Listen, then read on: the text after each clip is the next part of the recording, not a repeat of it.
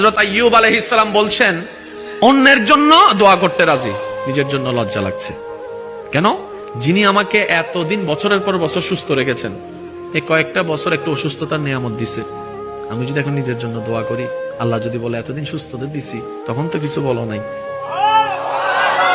আমার আল্লাহ আমাকে যা দিয়ে খুশি, আমিও সেটা পেয়ে খুশি।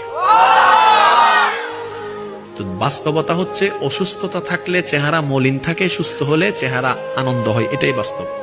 কিন্তু আল্লাহর প্রেমিক, আল্লাহর আশেক আইয়ুব নবীর বেলায় বিষয়টা ছিল ভিন্ন। যতদিন অসুস্থতা ছিল, চেহারার মধ্যে প্রশান্তির হাসি ছিল।